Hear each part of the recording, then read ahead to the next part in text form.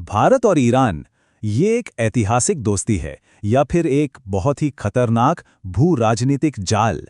आजकल इस पर बहुत बहस हो रही है, तो चलिए आज हम इसी जटिल रिश्ते की सच्चाई को समझने की कोशिश करते हैं। देखिए, चाहे मीडिया हो या सोशल मीडिया, हर जगह एक आवाज़ बहुत बुलंद है कि भारत को अपने पुराने दोस्त, अपने ऐतिहासिक साथी ईरान के साथ मजबूती से खड़ा रहना चाहिए। लेकिन सबसे बड़ा सवाल यही है, क्या ये जो भावनात्मक जुड़ाव है, ये वाकई भारत के लंबे समय के हितों के लिए सही है? आइए इसी सवाल की तह तक चलते हैं। और देखिए, इस पूरी कहानी का जवाब शायद एक ही बहुत बड़े खतरे में छिपा हुआ है, जो सब कुछ बदल के रख देता है।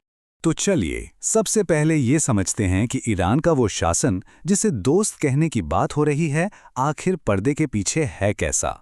एक ईरानी प्रदर्शनकारी ने कहा था, मुझे डर नहीं लगता, मैं 47 सालों से मरी हुई हूं।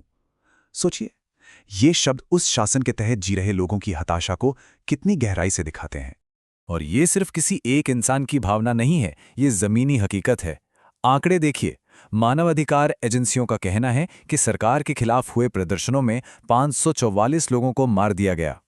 और बात यही नहीं रुकती, 10,000, जी हाँ, 10,000 से ज्यादा प्रदर्शनकारियों को हिरासत में ले लिया गया था। और सबसे चौंकाने वाली बात क्या है, एक तरफ तो ये शासन दूसरे देशों में बच्चों की मौत पर शोक जताता है, लेकिन जब अपने ही देश में विरोध प्रदर्शन होते हैं तो बच्चों को मारने से भी पीछे नहीं हटता। तो मतलब साफ है, इस शासन का समर्थन करना एक तरह से उन आतंकवादी संगठनों का समर्थन करने जैसा है जिनके साथ इसके गहरे रिश्ते हैं। चलिए अब एक दूसरे पहलू पर आते हैं। अक्सर इस दोस्ती के पीछे एक बड़ा तर्क दिया जाता है, भारत की ऊर्जा सुरक्षा का। लेकिन क्या ये तर्क आज भी उतना ही मजबूत है? अगर हम आज के आंकड़ों को देखें तो कहानी पूरी तरह बदल चुकी है। असलियत ये है कि ईरान अब भारत के टॉप एनर्जी सप्लायर्स में है ही नहीं। बल्कि सच तो ये है कि भारत ने ये करके भी दिखाया है।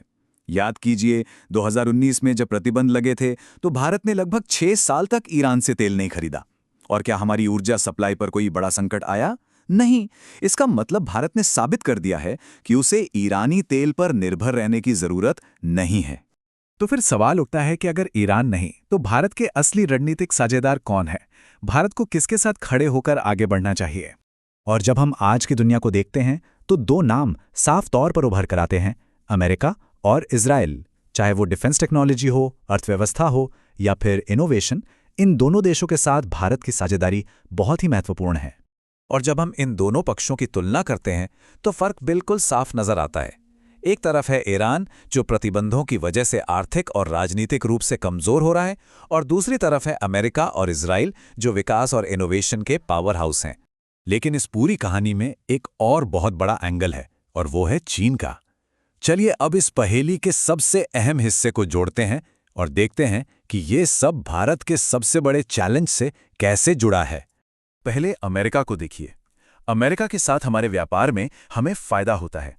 मतलब हम जितना सामान उनसे खरीदते हैं उससे कहीं ज्यादा उन्हें बेचते हैं।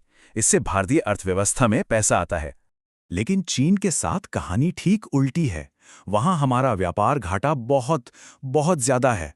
हम चीन से भारी मात्रा में सामान खरीदते हैं लेकिन उन्हें बहुत कम बेच पाते हैं। ये हमारी अर्थव्यवस्था पर एक बड़ा बोझ है। और यहीं पर वो जियोपॉलिटिकल ट्रैप, वो जाल सामने आता है जिसकी हम बात कर रहे थे। सोचकर देखिए, कल को अगर भारत और चीन के बीच तनाव बढ़ता है तो चीन क्या कर सकता है? वो अपने दोस्त ईरान पर दबाव डालकर हॉर्मुज़ की खाड़ी को ब्लॉक करवा सकता है। और अगर ऐसा हुआ तो भारत की पूरी एनर्जी सप्लाई लाइन एक झटके में कट जाएगी। तो सवाल ये है कि इतने मुश्किल हालात में भारत कर क्या रहा है? भारत ने एक सोची समझी चुप्पी अपनाई है।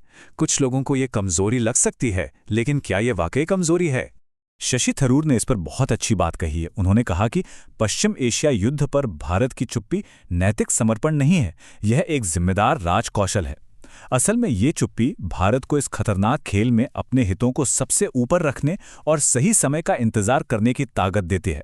तो आखिर में ये पूरा मामला एक बड़े सवाल पे आके रुकता है। एक तेजी से उभरती हुई शक्ति के तौर पर भारत को अपनी विदेश नीति किस आधार पर तय करनी चाहिए?